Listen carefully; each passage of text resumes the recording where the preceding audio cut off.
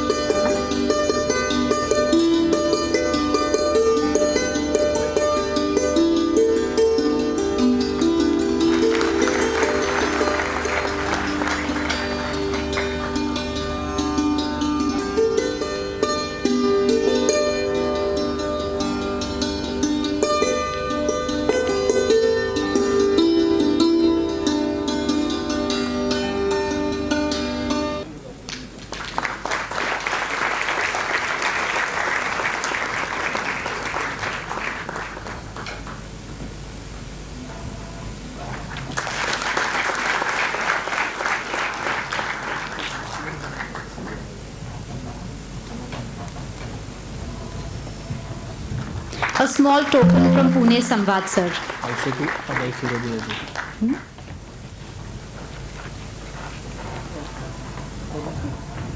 Manoj ji will now felicitate Abhay ji from Pune Samvad.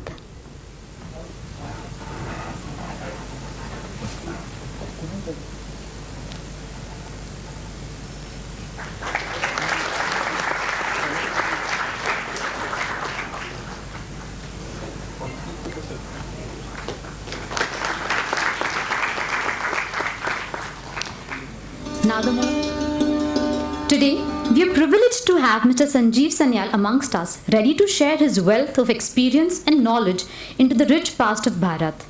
We also have Sanjot Sanjay and Yogini Patkar from the Sanskrit department of Savitribai Phule Pune University to recite the mantras. Let us open our minds and hearts to receive the wisdom he is about to impart. Ladies and gentlemen, please join me in welcoming Mr. Sanjeev Sanyal ji. Over to you, sir. So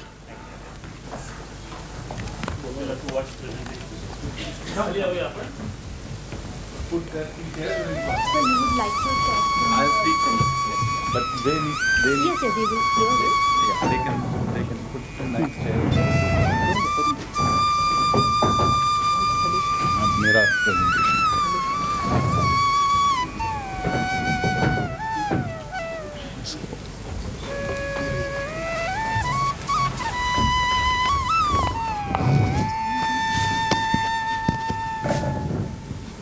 All ready? Okay. Good evening, everyone, and thank you very much for inviting me to Pune Samvad. It's a real pleasure. I'm sorry I am a little bit late because my flight came in late, so I have literally got off the flight and straight onto the stage, almost.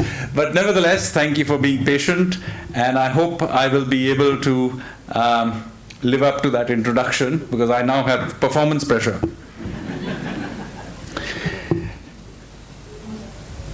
So the topic that I'm going to speak about, which has become a little more topical in recent days, relates to Bharatvarsha and the origins of our civilizational identity. While this is something that every generation needs to be in some ways retold, we need to give particular attention to this because occasionally these days we are told that we are just a momentary collection of unfriendly tribes. And so hopefully I will manage to convince you that we are actually a very long-standing coalition of very friendly tribes. And there is a very well-established framework on which this whole thing was set up a very long time ago, and that we very consciously created this civilizational identity which we hold very dear. So let me dive right into it. Now, before I get into the history of it, let me also get into the history of the denial of this Indian civilizational identity. Not surprisingly, it has its origins in the colonial period, where we have, for example, Sir John Strachey, who was the acting Viceroy of India in 1872, making the statement that the first and most essential thing to learn about India, that there is not and never was an India. One is always concerned, of course, what the East India Company then was about. Then there is Winston Churchill in the early 20th century saying, India is a geographical term. It is no more united a nation than the equator. Now I understand all of this makes sense for a colonial power which has occupied us and wants to deny our sense of self. That's an obvious thing to do. It's not even unique to British colonial rule in India. They did it. The British and all other colonial powers did it in every single country they happened to occupy. So this is a common thing. And yet 77 years after independence, we still have to make a case for this. And maybe it's a good thing, because I think this story needs to be told. And it's a fantastic story. So let's go right to the beginning. Where does the word Bharata come from? Who are the Bharata? When was this word first used originally? And it turns out it appears first in the Rig Veda. Now I won't get into a debate about how old the Rig Veda is, but it is certainly the oldest extant text in the world. We are still using it actively to this day. Now, as I will argue later, it's at least 5,000 to 6,000 years old. So it predates the mature period of the Harappans, and I will give you evidence for that shortly. But in this text, this ancient compilation, it mentions a tribe called the Bharata, also called the Trutsu tribe. It's a Vedic tribe that used to live along a river called the Saraswati River. Now, there is no doubt in the Rig Vedas or in the Vedic text generally about the importance of the Saraswati River. It is by some margin the most important geographical feature. It's mentioned in 45 of the hymns. It's mentioned 72 times, and it's described as the mother of rivers, Sindhu Mata. It's mentioned as the great flood, limitless, unbroken, swift flowing, surpassing in majesty all other rivers. So this is a serious river. It's very, very important to the Vedic people, and the Bharata tribe lives along its banks. Indeed, those of you who on Basant Panchami do Saraswati Puja will know the chant with which this whole puja ceremony ends. It ends with Bhagavati Bharati Devi Namaste. So the word Bharati is also another name for Saraswati. Bhagavati Bharati Devi Namaste. So these are all still commonly used terms. And the importance of the river is beyond doubt. Now the problem obviously is that there is no such river today in India. And so there are all these debates about maybe this river is a mythical river. Maybe this river is in Afghanistan or in Central Asia or some such place. Actually, there is no scope for a debate on this matter. If you go to the Nadi Stuti Sukta, and by the way, throughout my lecture, I will give you exactly the verse and hymn and line where all these things are mentioned. So there is no doubt about where it is. And I have two colleagues here who will chant these out for you shortly. So in the Rig Veda, the Nadi Stuti Suktam, in book 10, it clearly states all the rivers of northern India going from east to west. And in there it is, and it's in order, please note, it says Ganga, Yamuna, Saraswati, Shutudru, which is Sutlej, Parushni, which is Ravi, Ashkini, Chenab, and so on. So basically you're going from east to west, and in that it is very clear that the Saraswati is between the Yamuna and the Sutlej. There is no doubt about it, and there cannot be any debate about it. And I have asked my friends here to chant this out for you so that you can hear it for yourself. Om Imam me Gange Yamune Saraswati Shutudri Stomam Sachata Parushnya Asignya Marudvrudhe Vitastayarjiki Ye Shrunuyha Sushomaya Om.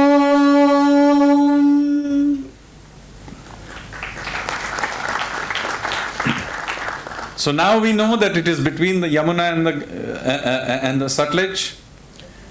Now the Rig Veda also tells us that it goes from the mountain to the ocean. Pure is her course from the mountain to the ocean. Alone the streams of Saraswati had listened.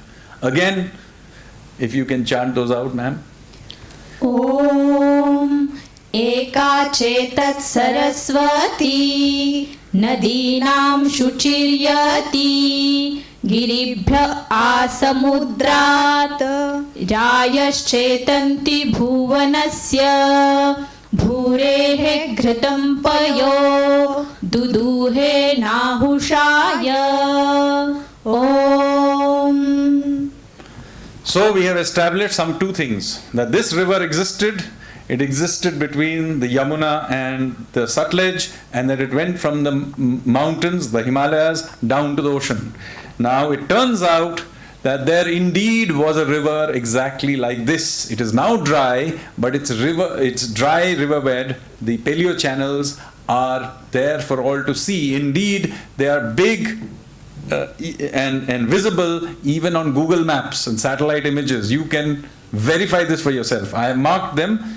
The green lines you can see. Now obviously this river over tens of or hundreds of thousands of years, it changed its channels many times. So there are many channels there, but you can see, roughly speaking, it starts out in the Himalayas, goes through what is now Haryana, out into through northern Rajasthan into what is now Pakistan. Then it swings back in to India and drains into what is now the Run of Kutch. The strange landscape of the Run of Kutch, which is these salt flats, are really the result of the fact that once upon a time this was the estuary of two rivers, one the Saraswati and also of the Sindhu, i.e. the Indus, which used to flow somewhat east of where it does today. In fact, it used to flow east of where it does today as recently as the 19th century. So if you had visited this area in the Run of Kutch something like 6,000-7,000 years ago, it would have looked a lot like the Sundarbans look today. So the drying up of this river was a very cataclysmic event in history, and we will come back to that as well. Now, it is important in this context to point out that the major clustering of Harappan sites are not along the Sindhu River. They are along the dry riverbed of this Saraswati channel, which is now called in the Ghaggar River. And some of it, the rivulets that flow into it today, even today, are known as the Saraswati. And if there is a particularly heavy monsoon, at least the upper reaches of it even today flow. So all the way up to the up to the Pakistan border, this river will flow for 3-4 months of the year. So it is not a completely dead river. Now, the next question then arises is, what is this Sapta Sindhava or land of 7 rivers that is also mentioned in the Rig Veda? Because this land of 7 rivers is the homeland of the Bharata tribe. And this term Sapta Sindhava is also mentioned quite prominently. Now, when scholars are asked where are those 7 rivers, they tend to usually say, Acha, it must be the Saraswati, because that one is clear, because that one, the text is clear that that is one of the 7 rivers. Then what they do very often is take 5 rivers of Punjab and then add Indus, and then they arrive at 7. But in fact, the text is very clear that it does not include the rivers of Punjab. And and nowhere are the texts, does the Rig Veda mention any of the other rivers of the Punjab 5 rivers and Sindhu in the context of the Sapta Sindhava. Instead, it is rather clear that what you are dealing with are the tributaries of the Saraswati itself. And this you can see from just one example. Coming together, gloriously, loudly roaring Saraswati, mother of floods, the 7th with copious milk, with fair streams strongly flowing, fully swelled by the volume of their waters. It's quite obvious that you are dealing with a river system where all the waters are coming together. Yeah? If you can chant this out as well. Om Ayatsakam Yashaso Vavashanaha Saraswati Saptathi Sindhu Mata Yaha Sushvayanta Sudughaha Sudhara Abhisvena Payasa Pipyanaha Om. So why have I told you this long story? Is in order to establish the following thing. That there was a tribe called the Bharatas, also called the Trutsu. They lived along the banks of a river called Saraswati, which existed. They called their homeland the Sapta Sindhava, or the land of 7 rivers. And this land of 7 rivers is actually a very small area which includes only the tributaries of the Sindhu, and effectively is basically what is modern day Haryana and a little bit of adjoining areas of Rajasthan in eastern Punjab. That is it. So it's a very small area.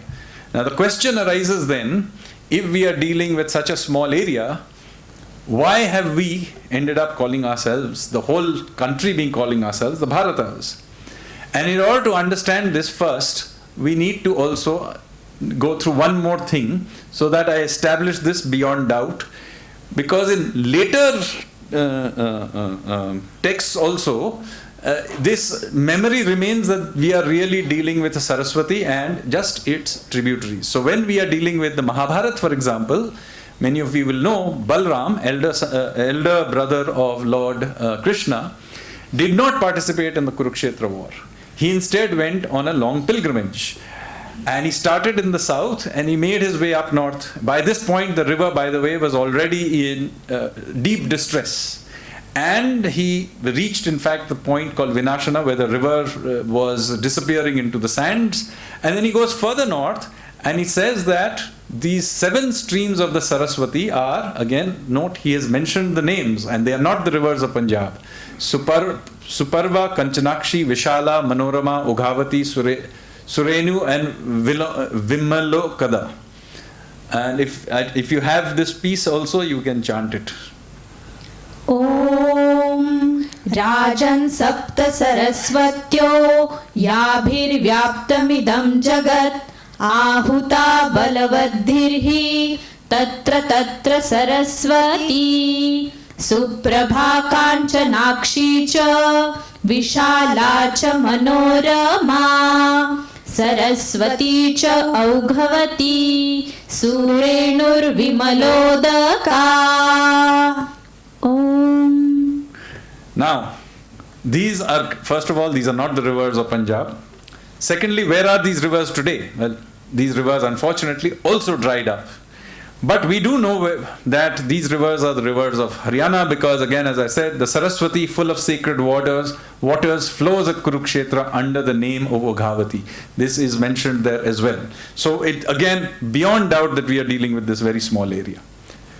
So to understand why this Sapta Sindhava and Bharata are important terms that the whole country ended up taking up, we need to understand a very important political event, the first political event that we know from Indian history, which is the Battle of 10 Kings, the Dasharajanya War. So what happened in this war? In this war, what happened is, at the time of Sudasa, who was then the chieftain of the Bharatas, and of Rishi Vasishtha, who was his guru. So at that time, a coalition of 10 tribes from the west decided to attack the Bharatas. Now, we do not know exactly why this dispute happened, what the reason for it was, but we know that there was a coalition of 10 tribes, and we have a list of names of those 10 tribes, which were the Parasas, the Bhrigus, and so on. There were 10 tribes, and these tribes were attacking the Bharatas from the west. So the Bharatas crossed the Saraswati, and they met them on the banks of the Ravi, in which there was a huge battle. And in that battle, the Bharatas completely decimated the coalition of 10 tribes. So there is this description of how 6,606 warriors of the defeated tribes, while trying to escape, were drowned in the river. So, given the population sizes of that time, that must have been quite a catastrophic hit to the 10 tribes. Now, that is not just what happens. Then Sudas and Vasishtha turn eastward, and they defeat a tribe or a chieftain called Bheda on the banks of the Yamuna. So as a result of this, they create India's first mega empire, which went from somewhere in Punjab across Haryana, Delhi to western UP. That is the zone that they capture. And as a result of that, Sudas conducted the Ashwamedha Yajna and declared himself the Chakravartin, or the universal monarch, the first Chakravartin that we know of. And again, if you have the chance of the Dasharajanya war, then it would be nice.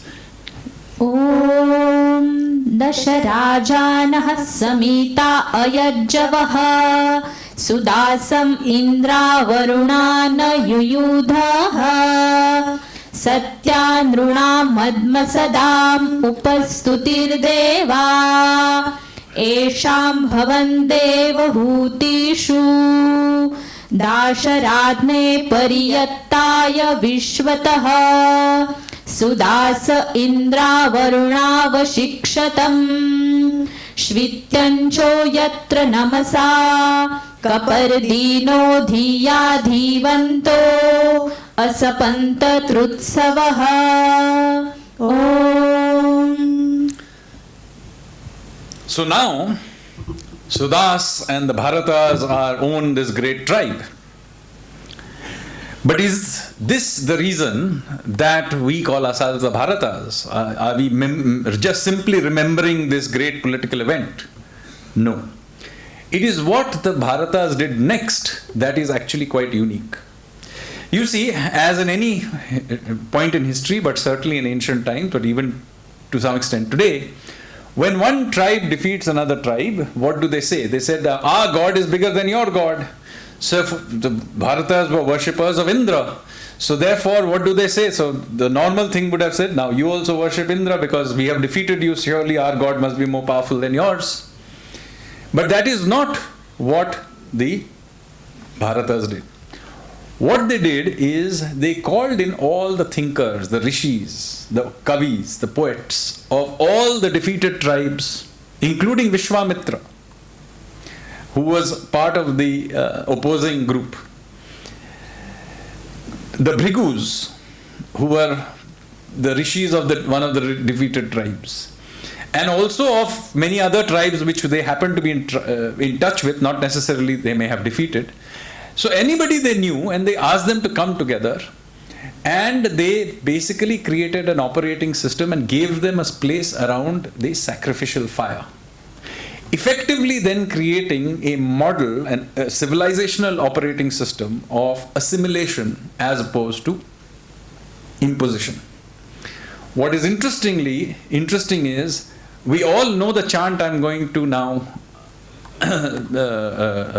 ask them to chant, but it is you all know it, you heard it many times, but what you do not understand is that this chant, which is the last chant of the Rig Veda, is our civilizational contract, by which, and I will read the English to you first so that you know what it is. In that we basically say, assemble together, speak together, let your minds be all of one accord, let all the ancient gods take their rightful place around the fire. The place is common the assembly, common the mind. So be our thoughts united. The common purpose do I lay before you, and together we make offerings to the fire. United in our resolve, may our minds come together, united the thoughts of all, that we may happily agree. This is the Rig Veda, Book 10, last chant. Please, if you can, chant it out. Om Sansamidhyuvase Vrushannagne Vishwanarya A Iraspade Samidhyase Sano Vasunyabhara Samgachadhvam samvadadhvam samvo manansi janatam Deva bhagam yatha purve sanjanana upasate Samano mantrah samitihi samani samanam manah sah chintamesham Samanam mantramabhi mantrayevah Samanena vo havisha juhomi Samaniva akutihi samana rudayanivaha Samanamastu vo mano yathavah susahasati Om. So what you have heard is our civilizational contract. What is the contract? That all the gods of all the tribes have a place around the fire. This includes, incidentally, the non-gods of the atheists as well. As long as you accept everybody else's gods, they also accept all your gods. So this is a very important part of our civilizational contract, and everything that happens subsequently derives from this particular contract. Now, the question then arises, how did I'm a Bengali, over 1,000 kilometers to the east of all these events in Haryana, or most of you are presumably from Maharashtra, you are 1,000 kilometers south of all these events. How did we end up calling ourselves the Bharatas? The reason for this is very simple. At some ancient period, my forefathers contributed their gods or goddesses. It's very likely, since I'm a Bengali Shakta, I'm assuming it's probably goddesses, Durga, Kali or whatever. They probably contributed it to the common pool. And then in exchange, we accepted everybody else's gods. So this is the process of assimilation through which the idea of Bharata began to spread. It's a very powerful idea, because by the time the Puranic texts are written, this is several thousand years later after the Rig Veda, look at what we think when we think of the Sapta Sindhu. So remember, the Sapta Sindhu is just a small area, tributaries of Saraswati, and by the time the Puranic texts are being written, I have taken this particular one from the Brahma Vaivarta Puran, Brahma Kand, and it says the 7 rivers are Ganga, Yamuna, Godavari, Saraswati, Narmada, Sindhu, Kaveri. So you can see how many rivers there is. It is again 7.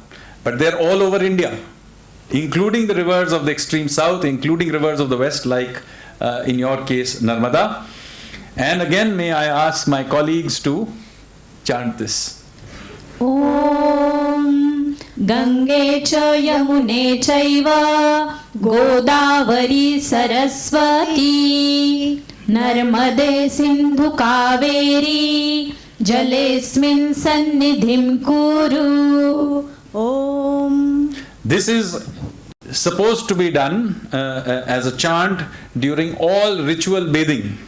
And similar chants are there for other things also. I have just given this as an example, but you can see how the idea of the 7 rivers, the Sapta Sindhu, is not about Haryana now, it is about the whole subcontinent.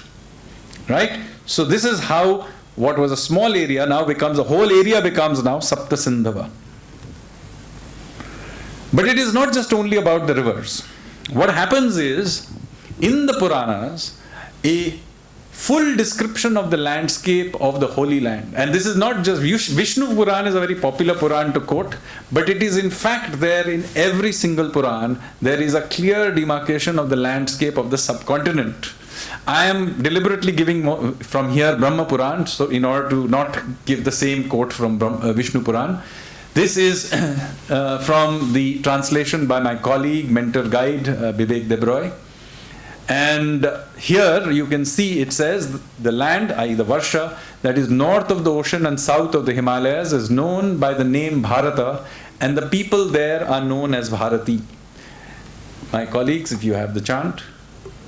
Om Uttarena Samudrasya Himadreshchaiva Dakshine Varsham Tad Bharatam Nama Bharati Yatra Santatihi Yojananam Sahasram Cha Dweepoyam Dakshinottarat Purve Kiratas Tishthanti Paschime Yavanasthitaha.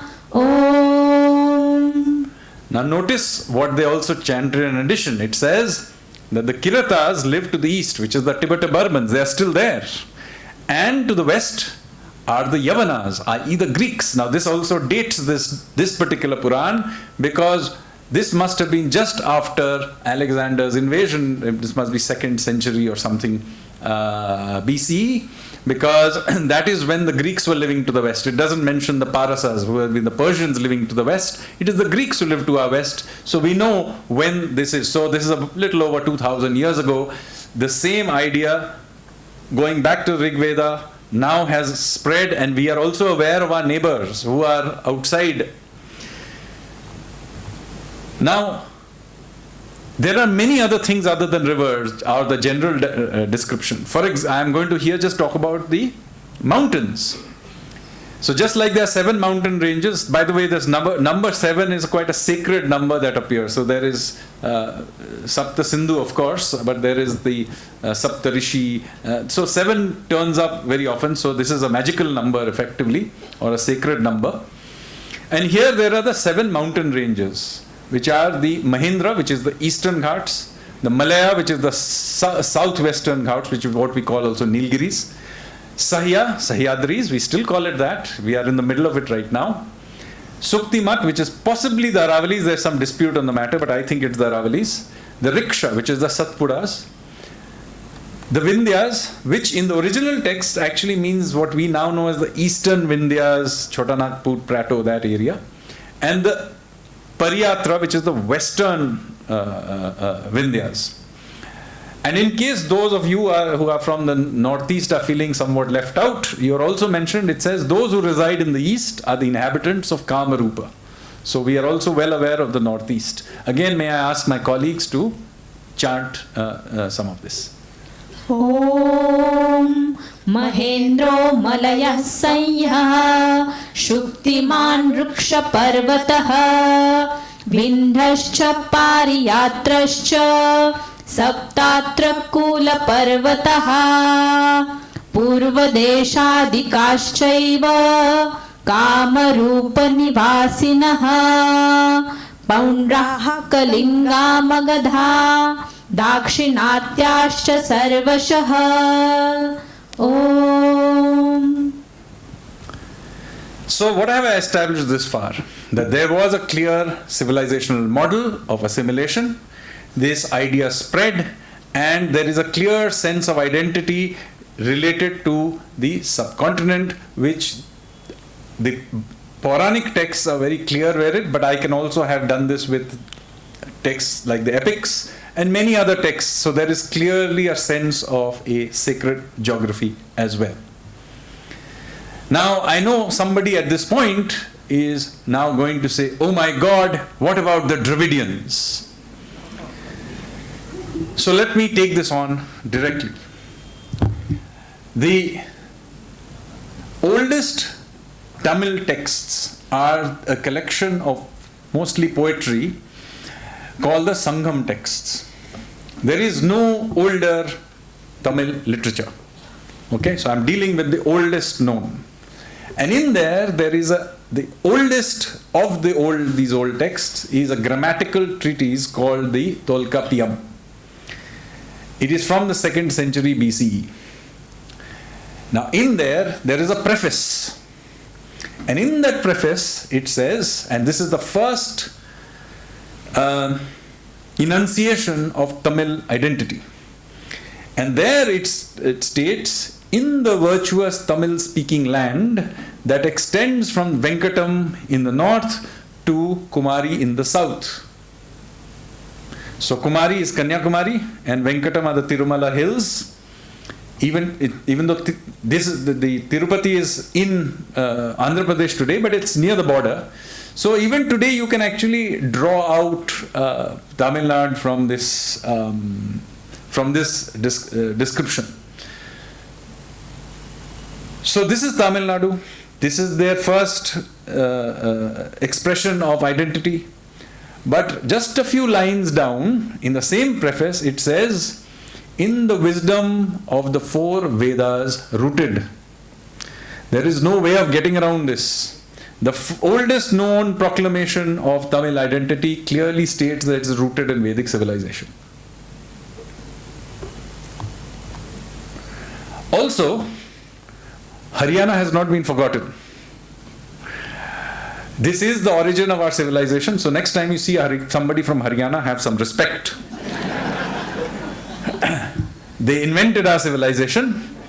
And it clearly states, by the way, that the land between the Saraswati and one of its tributaries, the Drishadwati, which is the dry riverbed of which is called the Chautang, and Rakhi Gadi is, by the way, on the banks of the Chautang. This area is remembered as Brahmavarta, the land of the gods. So there is a memory remaining that there is something sacred or special about this area.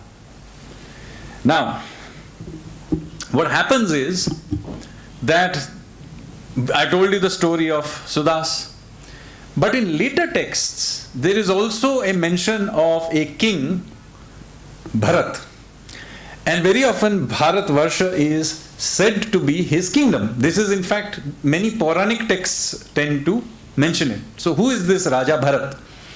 Now this Raja Bharat is also incidentally mentioned in Jain texts, and he is the son of Rishabh, who is the founder of the Jain tradition, and the grandson of Nabhi, who was also a great conqueror in his own time. In fact, India has another name, not just Bharat Varsha, but also another ancient name is Nabhi Varsha.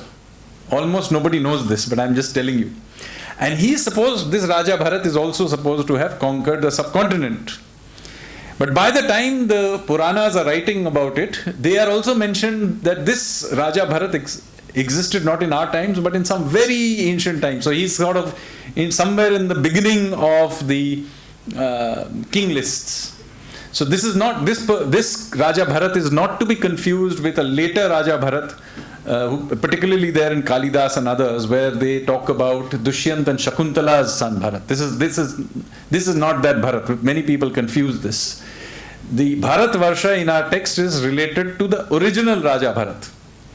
So the question then arises, how is this Raja Bharat linked to Raja Sudas? Because that is a much older tradition, thousands of years older. Now I personally do not know what the link is. It is possible that there was a later Raja Bharat. We have no archaeology for this, so I can't prove his existence. Who may have also conquered India, the Indian subcontinent. But there are some interesting parallels between this Raja Bharat and Sudas. For example, Raja Bharat too supposedly conducted this first Ashwamedha Yagya and declared himself the Chakravartin. It is now possible, and I am now guessing here completely, that because the Puranic literature is written so far after the original events, that the Raja Bharat is some sort of a garbled memory of Raja Sudas. This should not be surprised because it's quite common for kings to be remembered by the name of their tribe. The queen of Gandhar, the princess of Gandhar was Gandhari. The princess of Panchals was Panchali. Even today, the Ranas of Udaipur are just called Udaipur. So it is quite possible to think of Sudasa as being remembered as Bharata or Bharat. So maybe that is some memory of this. So I'm mentioning this because I do not know how these two stories reconcile, and I don't pretend to. Maybe some young scholar here, or maybe my two young friends here will be able to research this and fix this gap in my own knowledge. But what is interesting is repeatedly all of them relate to the declaration of a monarch as the Chakravartin. And what is the symbol of the Chakravartin? It is the chakra or the wheel. So somehow we in our civilizational memory seem to have retained this because the chakra is still there in our national flag. And of course,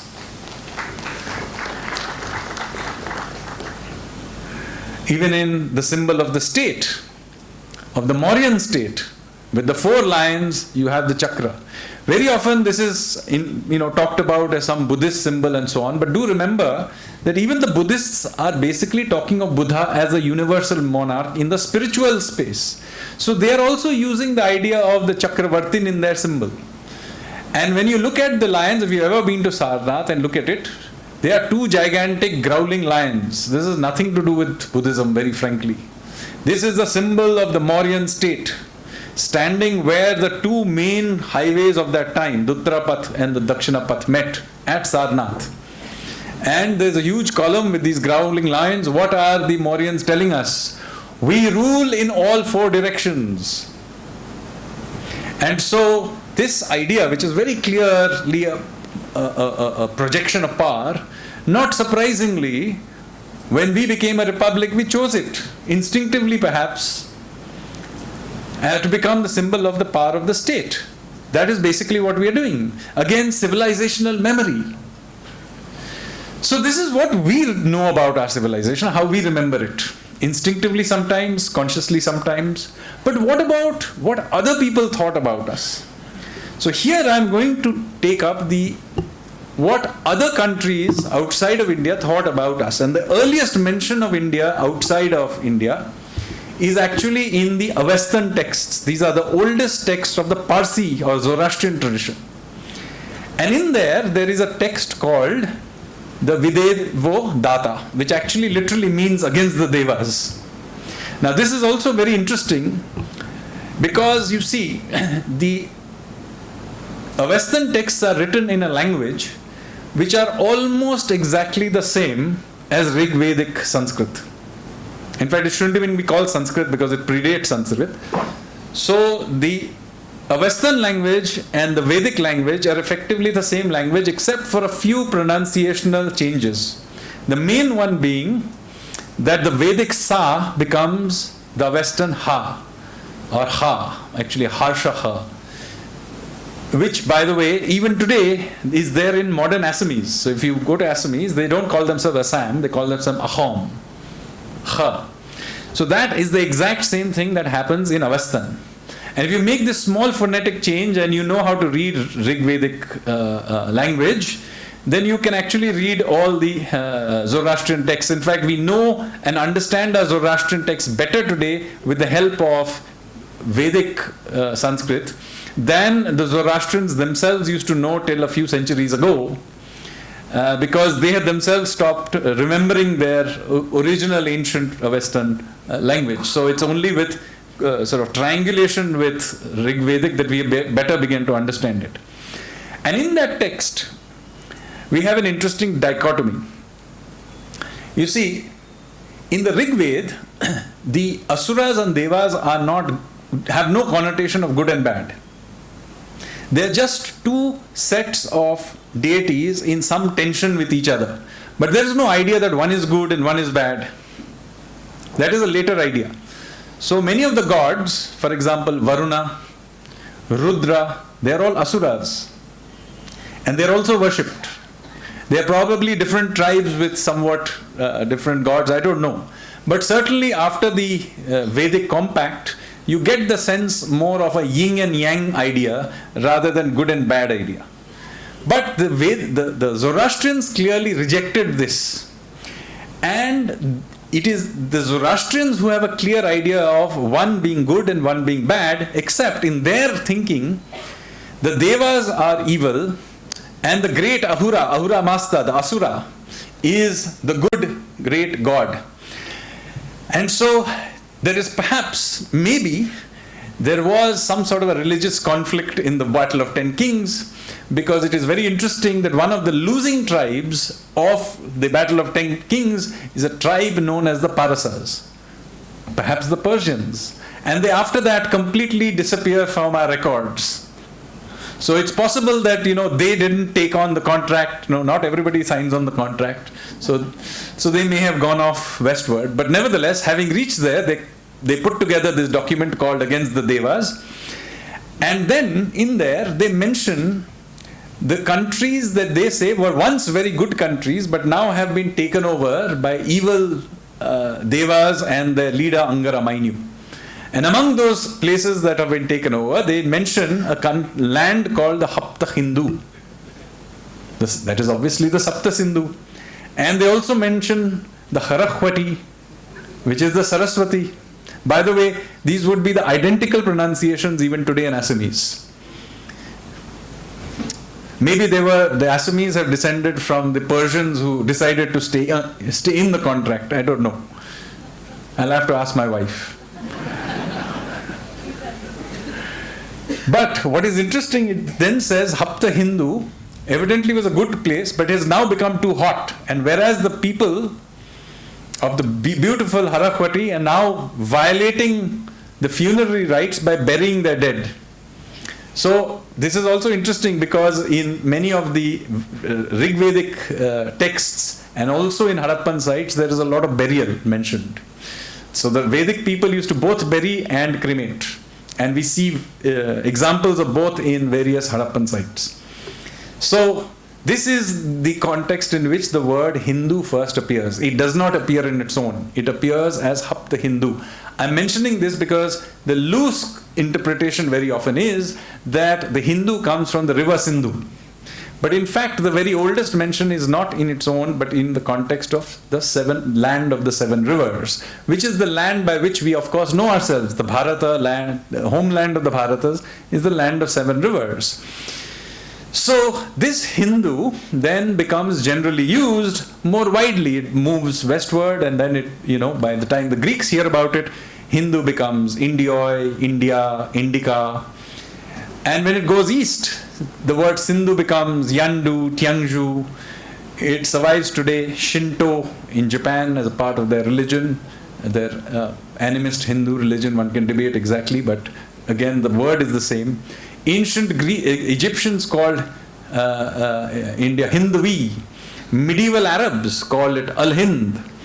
And then you have, by the medieval period, Al-Biruni's book on India describing again, very interestingly.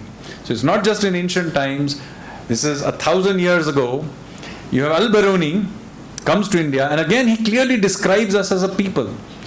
He's not describing us as a accidental collection of unfriendly tribes. We clearly have a sense of ourselves, and he says so. Not all, sometimes in derogatory terms, sometimes in positive terms. It is also interesting in this context to remember why he came to India. He was actually a spy, funded by no less than the Mahmud of Ghazni. And one of the rather worrying things he does in his book about India is that he gives clear estimates of distances as measured from Kanauj and from a sacred river, tree in Prayag. He was clearly giving directions as well. Now, you can say, okay, maybe in ancient times we had the sense of ourselves. Maybe other people saw us as a people. But maybe by medieval times we forgot about this. So is that the case? So let me show you, no. We remembered the story, we remembered the contract very clearly. So let me now tell you a story which you all know. Is the story of Shiva's first wife, Sati.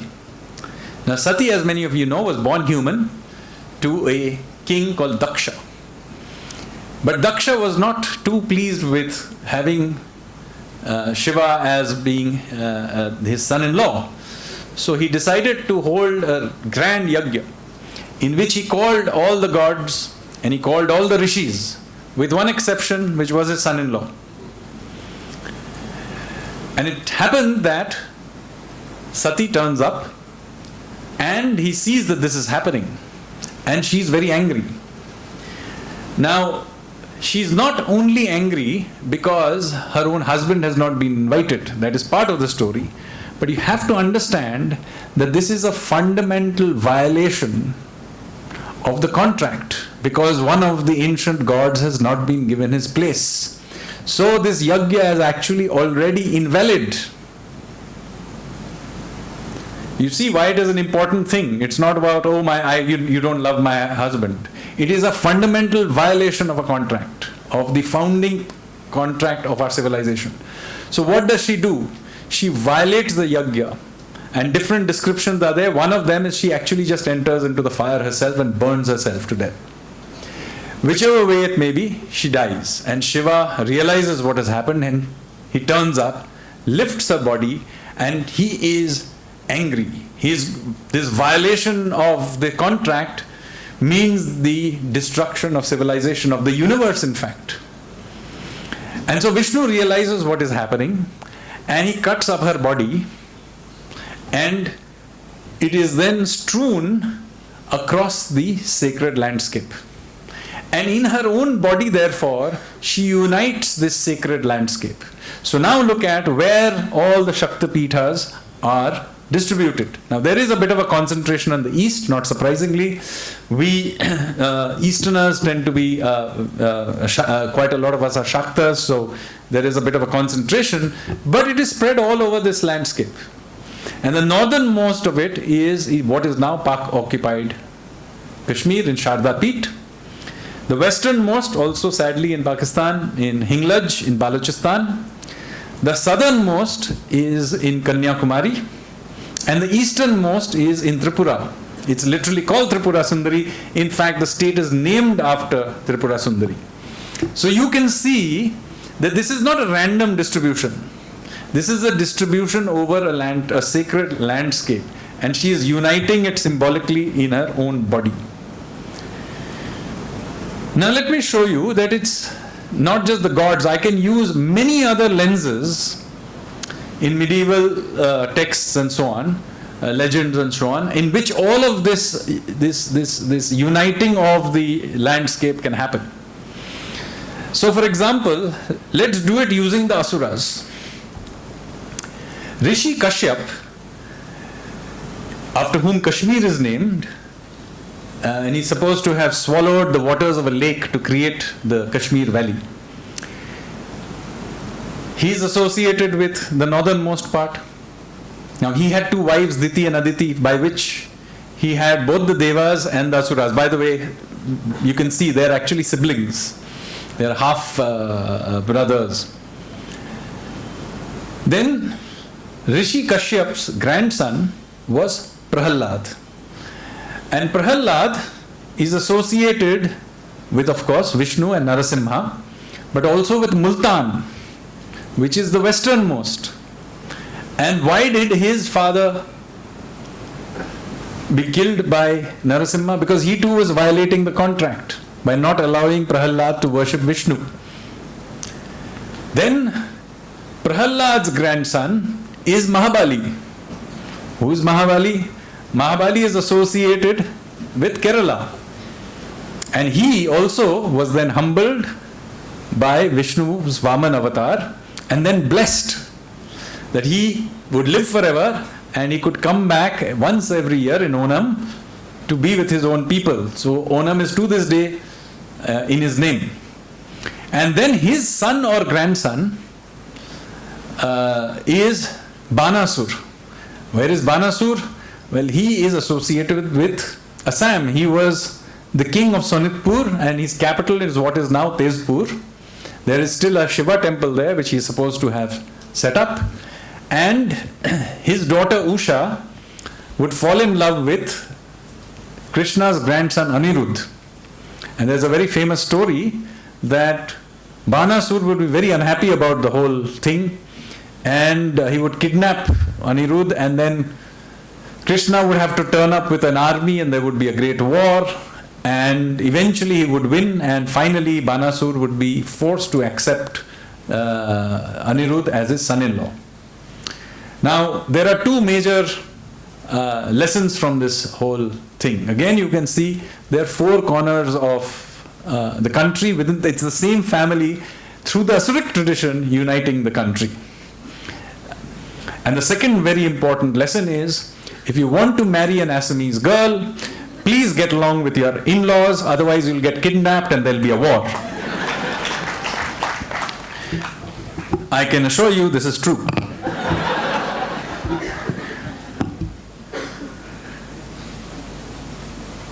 Now, this view of the sacred landscape comes up in many other things. So, for example, you have Adi Shankaracharya. Adi Shankara, again there's a dispute on the dates, but mostly it's accepted to be in the 8th century ED. He also goes around the country, and you can see again he is traveling not randomly around. He is from the southern tip of the country. He goes to the northern tip, the western tip, the eastern tip. And then he sets up 4 mathas. They are also not randomly distributed. Puri, Sringeri, Dwarka, Badrinath, 4 corners. So you can see this same idea of a sacred landscape, civilizational identity is being repeatedly reiterated. There are other ways in which also you hear, for example, the term Jambu Dweepa. Now this term I have not emphasized too much because it's a little bit confusing usage in medieval times. It is used very often in both Jain, Puranic, Buddhist texts, but it is sometimes used cosmologically and sometimes geographically. So it can be a little confusing, but to the extent it again is used for describing a geography. It is usually used to describe the subcontinent, but sometimes it is used to describe a wider geography as well. So that's why I'm saying it's a little bit confusing. And there's some confusion about why we called ourselves the Jambu Dweep. Now I have a theory, you can disagree, and it is related to what the word Jambu is. Jambu is, of course, the Jambu fruit, which you all may be familiar with. It's the rose apple fruit. And if you look at the rose apple, just pick it up, it is basically a triangular fruit, and it is slightly high and got ridges on the top, and it narrows into something like a peninsula in the south. Now, I would argue that that is not a bad description of the subcontinent, and possibly for a pre-literate society, this was an easy way to project the idea of what India looked like. It looks like a jambu fruit. So I am just guessing that is why it was used, but nevertheless, just so that you know, there is another name for India, Jambu Dweepa. Now, you may say that, okay, maybe in very ancient Bronze Age, maybe in the Iron Age, maybe in medieval times, we had a sense of ourselves, but surely by modern times we must have forgotten. And the Tamils must definitely have forgotten. So here I am going to tell you about something called the Trichy Declaration of Maradu Pandyan in 1801. Now, Maradu Pandyan was the leader of the Polygars, one of the first attempts by Indians to rebel against British colonial occupation. At this stage, it was the East India Company. And so, during the uprising of the Polygars, their chief in Trichy made a declaration. Now, listen to the declaration. It says, to all the castes and people, the Brahmins, the Kshatriyas, the Vaisyas, the Shudras, and the Musalmans, so the Muslims are now a part of the civilization, that are in Jambu subcontinent of Jambu Dweepa, this notice is given. So this is important. This declaration of independence is not we are from Trichy. This is not we Dravidians of Tamil Nadu. No. It clearly states all the communities, and it also states the Jambu Dweepa subcontinent. And it then says to all these people, we are in their name declaring independence. So it is very clearly, Maradu Pandyan has a clear sense of civilizational identity of the entire subcontinent. And look what happens in the end. In 1892, Swami Vivekanand goes on a tour of the country. He's Bengali, so he comes from Kolkata, and he goes, as you can see, around the country. It's not a random how he goes about it. He goes north, he goes west, and he then goes all the way down to the south, and he goes and meditates on the rock in Kanyakumari, where there is still a memorial to him. Many of you may have seen it. Again, you can see what is happening. A clear repetition of a civilizational identity. So, what have I tried? What is the point I've tried to make? First of all, that this idea is ancient. It is a very strong identity which we had and others recognized it. It is associated with a geography which is clearly demarcated and reiterated over and over again. It is, however, not a static, rigid or pure place. Over time, this idea has spread. There may have been a time when we may have accepted everything from Afghanistan to Indonesia as being a part of this. It is quite interesting that no Indian text ever mentions people of Southeast Asia as Mleccha or barbarians. They are given other names, they're called the Naga people and so on, but they're not called Mleccha. So it is quite interesting that we had a sense that they were within the civilization. It is also important to note that yes, we, through the course of trade, migration, invasion, exchange of ideas of all kinds happened, and what we today call Indian civilization is the result of this evolution.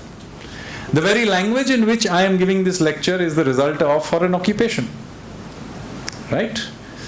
However, the fact that I accept that tomatoes and potatoes today are part of my diet came here because of Portuguese colonial interactions, and the fact that I may think that, for example, Humayun's tomb or Taj Mahal is a beautiful building.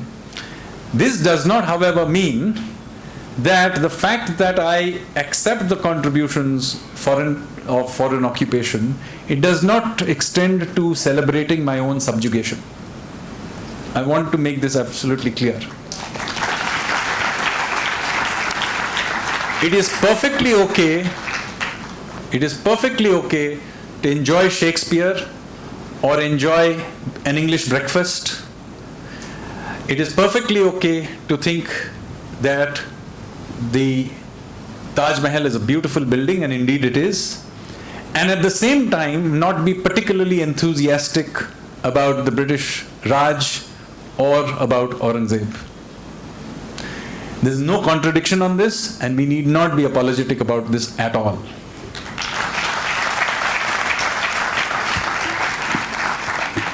Now, the founders of the Republic of India were very conscious that the republic they were creating was a modern manifestation of a very ancient civilization. So you look at the original constitution, it's full of sketches which depict this ancient civilization. And Jawaharlal Nehru, on 15th of August in 1947, he clearly states that when the soul of a nation long suppressed finds utterance. Now, in order to have been long suppressed for a long time, you needed to have existed as a nation for a long time. So clearly they knew that we as a nation existed before 15th of August 1947, or when the British put us together, and we were not a group of unfriendly tribes or a random collection of Chinese and African and Europeans and Arabs.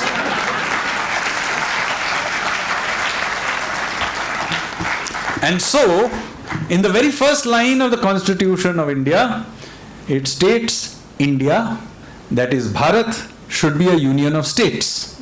If India and Bharat was just a nomenclature issue, then in the in the English version, we would have just said India shall be a union of states. And in the Hindi version, we would have said Bharat shall be a union of states and gone home with it. Just they happen to be synonyms, they are not. Because while India is a certain idea, Bharat is a civilizational idea as well. And that is very consciously in there. And so it is right there in the very first line of the Constitution. Now, it is interesting that those who were writing the Constitution somehow thought that in the year 2024, there may be people who may begin to think of us as unfriendly tribes. So, in Dr. Ambedkar, in a speech to the Constitutional Assembly in the 4th of November 1948, he clarified the matter and he stated clearly, though the country and the people may be divided into different states for convenience of administration, the country is one integral whole. Its people a single people living under a single imperium derived from a single source. What is that source? From our civilizational nationhood. And then it states the drafting committee thought that it was better to make it clear at the onset than to leave it to speculation or dispute. I'm assuming he really thought about Jawaharlal Nehru's great-grandson. And with that, ladies and gentlemen, I come to the end of my talk, and I hope I have managed to convince to you, along with my two wonderful colleagues, that India is an ancient nation, and we have always thought of ourselves as a nation. Thank you very much.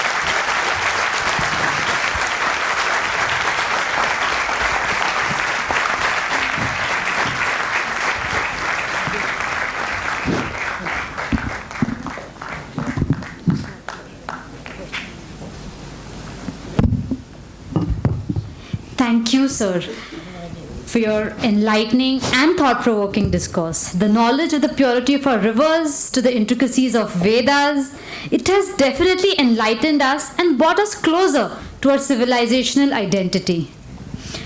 This, however, has left many in our audience eager to learn more. With your kind permission, may we open the floor for a question and answer session, sir? Can we? Yes.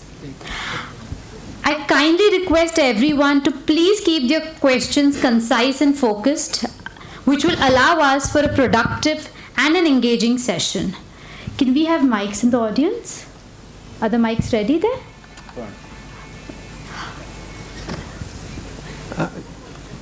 Good evening, everybody. Jagdeep Desai, architect. Thank you very much for an incredibly informative and educative talk. Just inquiring, how were the Vedas collated or made, and where were they stored, and how was it passed on till today? So the Vedic tradition is a oral tradition, and it is very, very ancient. They were original. They are the four Vedas. Actually, the Atharva is a somewhat, possibly a later compilation. I have some theory about it, which I won't get into. But certainly, the first three were compiled in one heap. So it is important to understand that this was not divided into these clean, clear texts in the beginning. Veda Vyas, in a much later time, during the epic period, divided them into the Rig Veda. The Samved is actually mostly the Rig Veda set to music. The Yajur Veda is actually all the common minimum program, which is, so basically you have all the ideas, chants, etc. of the various tribes in the Rig Veda. In the Samved, it is put to music. In the Yajurved, you have all the common minimum rituals. So it is related to how to do a Havan, a common minimum program, you can say. The Atharva Ved, there is some dispute about it, but these are probably from a slightly later stage. Probably maybe new tribes that they met or stuff, for whatever reason they didn't put in the first three Vedas. So the Atharva Veda is a little more haphazard in its setting up. So this is what it was. But what is interesting here is that the Rig Veda does not claim to be the origin point of this knowledge. So even those who are compiling it don't say that this is the beginning, because they are saying we are just collecting. It is a samhita, a compilation. And so I told you about the last chant in the Rig Veda. Now let me tell you about the very first chant. In the very first chant, which is also to Agni, it says we pay homage. In the third line, I think it is. We pay homage to the modern rishis and also to the ancient rishis. So it is interesting that whoever were the rishis who were doing the compiling were already in the Rig Veda period thinking that there were rishis who came before them. So therefore the Vedic tradition we think of is actually considered Sanatan. And this is the operating system of Sanatan Dharma.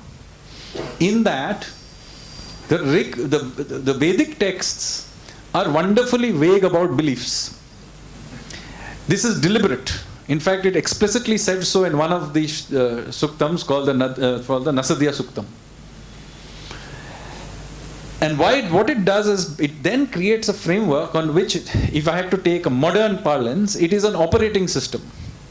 Then you can keep putting apps on it. You can add apps, you can delete apps, depending how it goes. So essentially, based on this operating system, we have then created this. Now you may think today I have suddenly got up and thought of this. No. The ancients actually divided all our sacred texts into two things. The Shruti texts and the Smriti texts. The Shruti texts are only the first three Vedas, not even the Atharva Veda. The first three Vedas and only the Samhitas. Not the Upanishads, not the Aranyakas and Brahmanas and explanations, just the Samhitas. This is the operating system. And everything else is things we then accumulated along the way. Therefore, they are smriti. They are memories of great thoughts or whatever. They are therefore tradition. And the ancients were very serious about this idea. Why? Because even the Bhagavad Gita, sacred as it may be, is actually a smriti text. It is not a shruti text. The Bhagavad Gita is not the word of God. It is as it was heard by Sanjay. They are actually the words of Sanjay. They are not the direct words of... So they are very clear about this. So the sacredness of the first three Vedas is very, very important because it is understood as the operating system. And how were they kept alive and kept going? Well, they were kept going in a system that we would now recognize as distributed ledger or blockchain. There were different groups are taught these texts in slightly different ways. And the authentication was done through occasional conferences, like for example, the Kumbh Melas, where different schools would come and they would compare notes. And that is how this has been kept going for all this time. So it is a very well set up system because it is so important. You have to keep the original contract, has to be kept in its original form. So that is why it is so important. Thank you, sir. We have the next question. Hello, sir. You mentioned the civilizational contract. That's a very powerful concept, I agree. But, since it was formed, a lot of water has been passed through, Ganga. And now there are many, I take that gods are allegory for philosophies. So basically all philosophies will have, place on the table. That's the gist of it. But now, there are many philosophies in the world which basically take it's my way or highway route. So my question would be, do we need to update that contract, the civilizational contract now, in order to, take into account these philosophies, which take my way or highway route? So the contract is very clear. We accept all philosophies around the sacrificial fire as long as they accept everybody else's.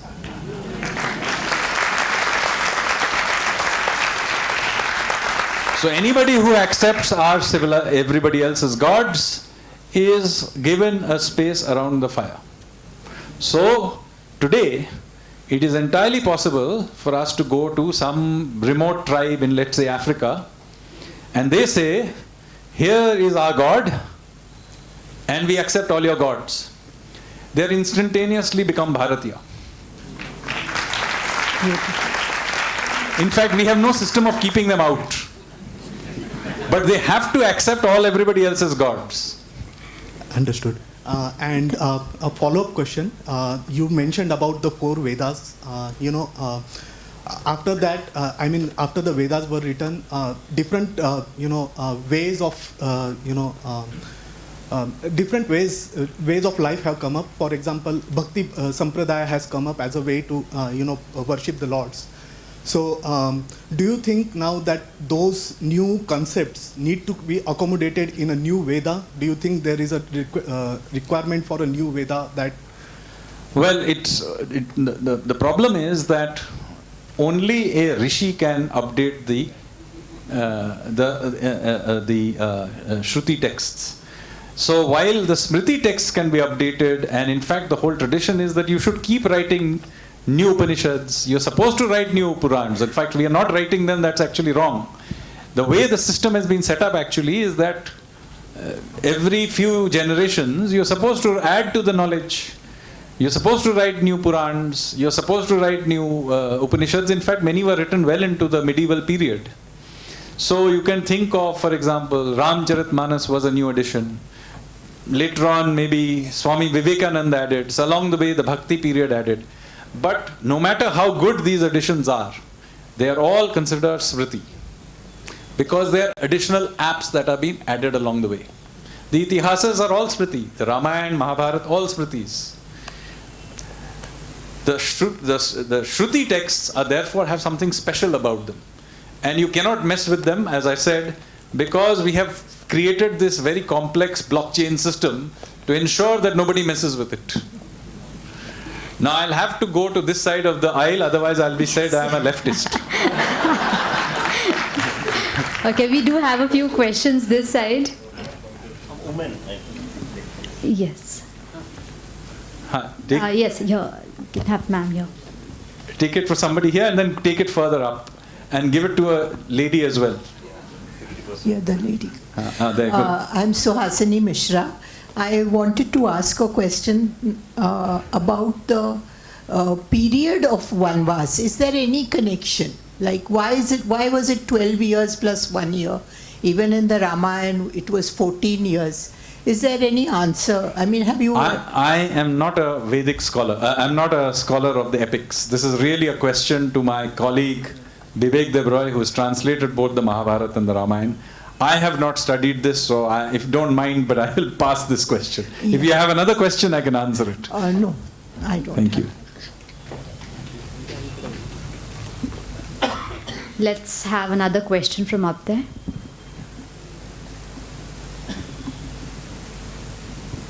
Good evening, I'm Pallavi Iyer. I'm a teacher. So the context of Shruti and Smriti seems to have degraded into something called as rote learning. As a teacher, I find that unnerving, because I feel that there are some things that a child ought to know in terms of Shruti and Smriti. How do we change that definition for students who would like to know this? So, one part of my effort, my own effort, is to bring these ideas out. The problem is that many of the things that I am now dusting out have been covered by layer upon layer of our own commentaries. And unfortunately, many of the traditions that have, and this is our own fault as a people, we have ourselves become lazy. So for example, when I may come up with these ideas, I began to originally debate them with some scholars.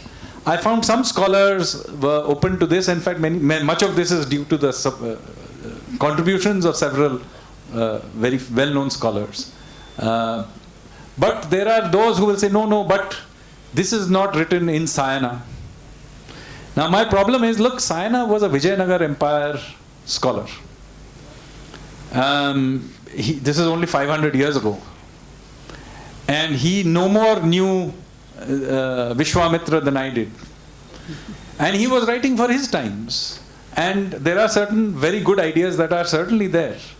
But we shouldn't think that Sayana's commentary, because it is a well-regarded commentary, is the last word. He too was guessing like everybody else.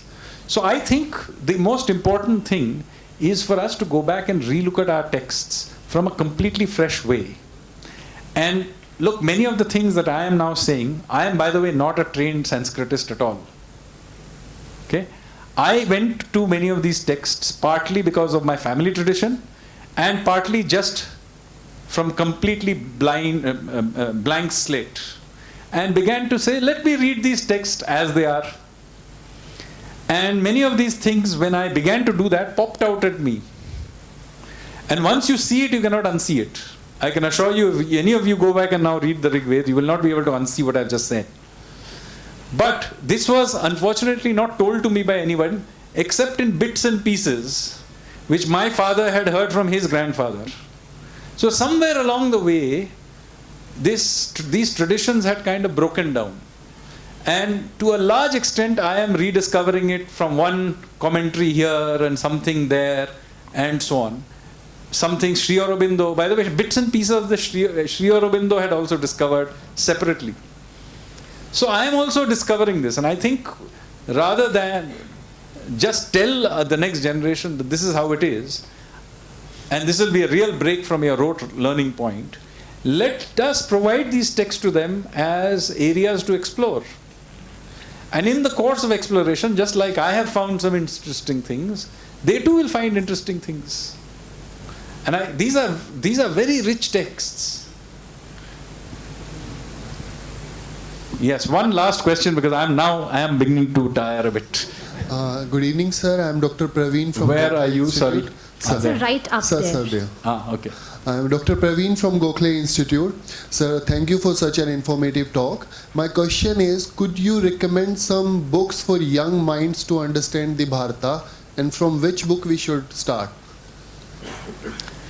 I am a big believer that young minds, to get them interested in these kinds of subjects, should actually take it from popular culture. Unless you are interested in it, you will not explore it. Let me be very clear.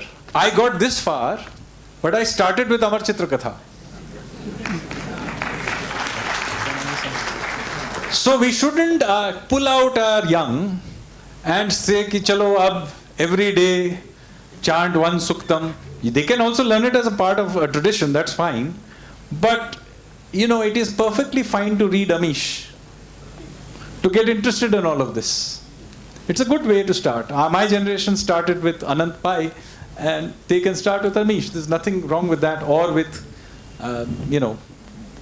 movies and popular culture of various kinds. Indeed, Tulsidasa's Ramayana is now considered a classic, but in his time it was considered pop culture. So I am a big believer that the people the rishis who wrote, the great minds who wrote the Rig Veda, they were very clear that new apps will be created. And those new apps should be encouraged and continuously added to the corpus. Because knowledge is infinite. You can keep adding to it. And one of the unfortunate parts is that we have ended up interpreting the word Vedanta as end of the Vedas. There is no end to knowledge. Vedanta actually means essence of knowledge. And so we can keep, and I think maybe these discussions will inspire a new generation of Indians to take up the idea of writing new Upanishads. and writing new Purans, because the Purans took up knowledge till a certain point in the early medieval period. What about updating them to today and adding to those king lists about those who came afterwards? So I think a new Puran should be written. I will have to stop. I know there are many, many questions, but I am now beginning to tire, and some of you may also be beginning to get a little restless. Thank you. Thank you, sir, for such concise answers and making it so simple, making history seem so relatable. Thank you. I now request Kedaji Naik to give us the Votkar Punekar pledge, and our program will end with the national anthem. Good evening. So, citizenship and participation in public affairs are considered to be synonymous in a functioning democracy. In modern democracies, the most fundamental dimension of this public participation is our duty to vote. Hence, we are aware that, as all of us are aware that Pune is voting tomorrow, we are proposing this pledge. Day after tomorrow. I request all of you to stand up and please repeat the pledge after me. I solemnly pledge that I will vote tomorrow, the day after tomorrow, without any fear and favor. I will not only vote myself, but also encourage my friends, family, and acquaintances to vote.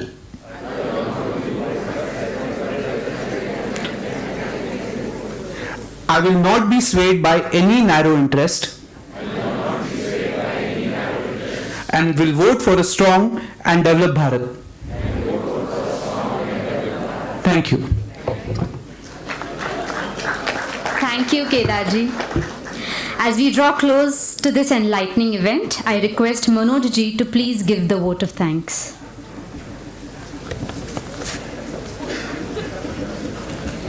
Thank you, everyone.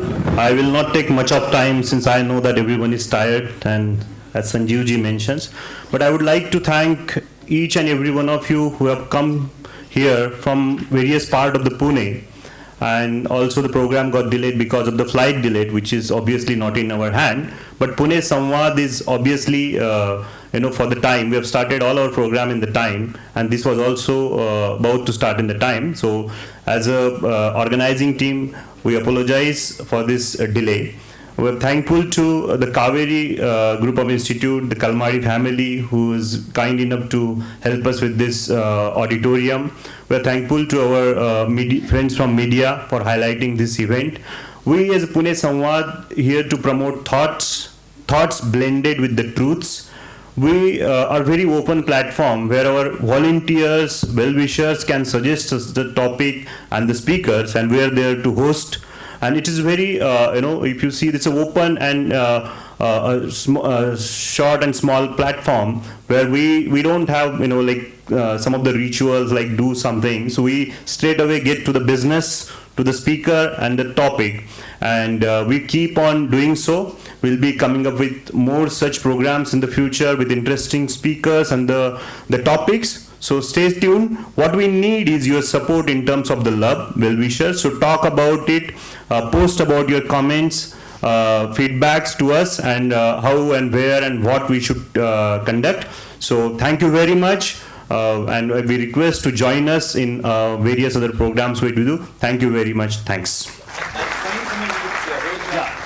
So Sanjeev ji is here to sign some of the books after the national anthem. Yes, after the national anthem. Let's rise for the national anthem.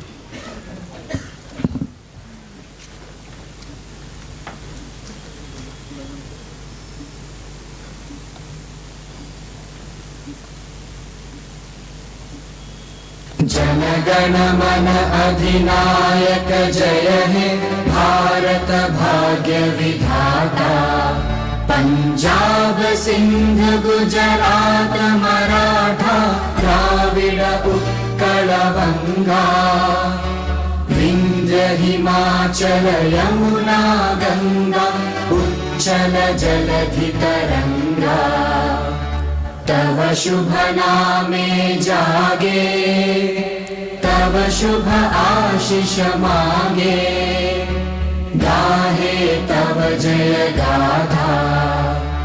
Jana Gana मंगलदायक जय हे भारत भाग्य विधाता।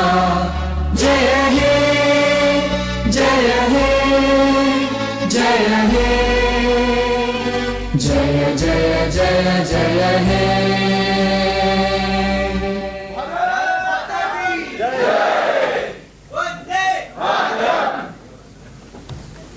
Okay, now I can use this.